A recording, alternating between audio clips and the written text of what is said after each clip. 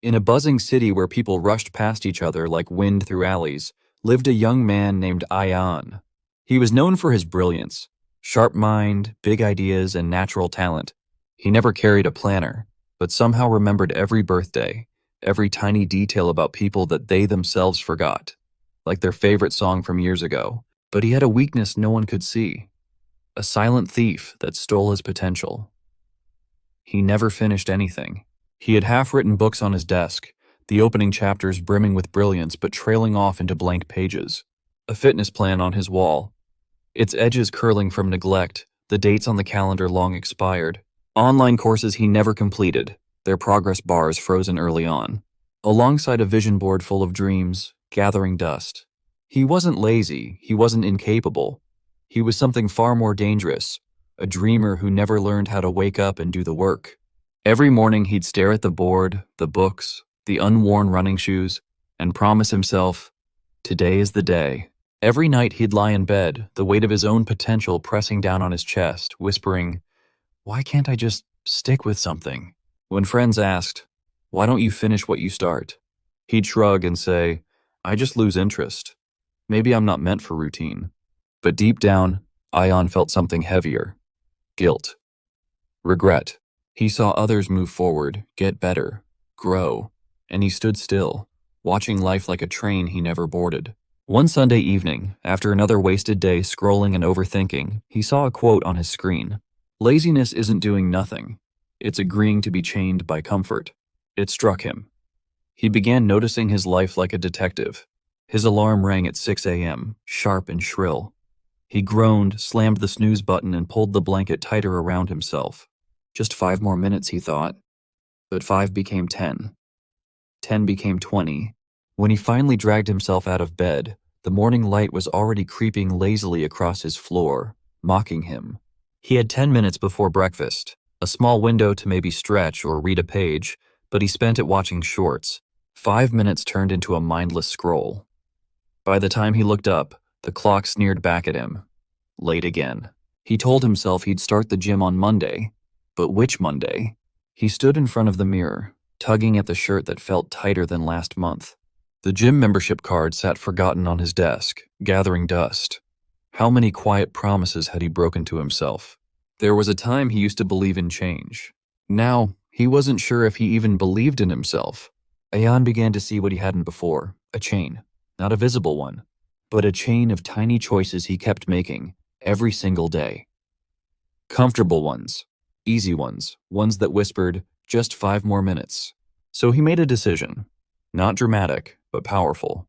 He called it the 3-second rule.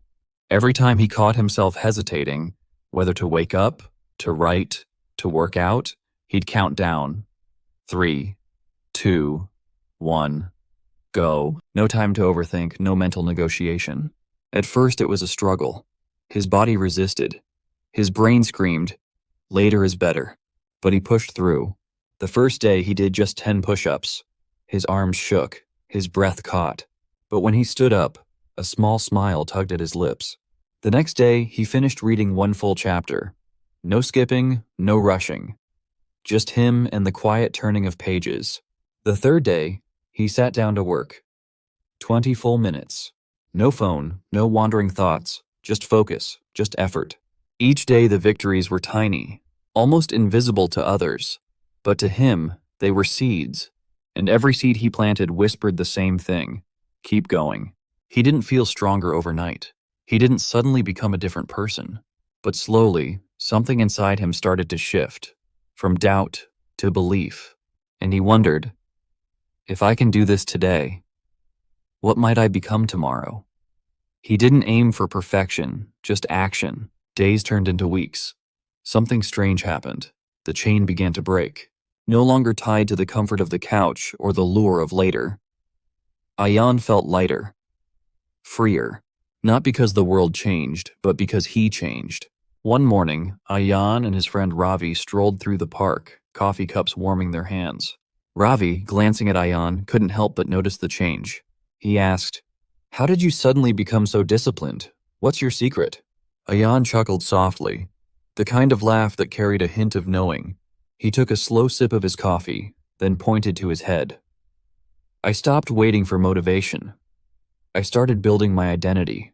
I stopped asking, what do I feel like doing? And asked, what would the future make me be proud of? Ravi sat silently, letting the words sink in. He thought about all the mornings he'd hit snooze, all the nights had made promises to himself he didn't keep. He realized Ayaan wasn't talking about some shortcut or magic trick.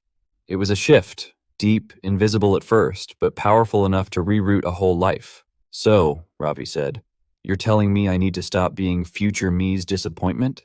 Ayaan laughed again, the sound warm in the chilly air. Exactly. Make him proud instead. The two sat there for a moment longer, their breath visible in the cool morning air, as if the future they were building was already starting to take shape. One small decision at a time.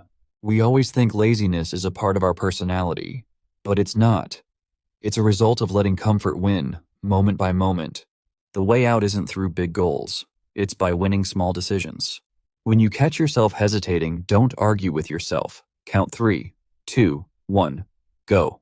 Take action before your brain talks you out of it. Because the truth is, you don't overcome laziness with motivation. You overcome it with momentum. You don't need to be extreme, you just need to be consistent.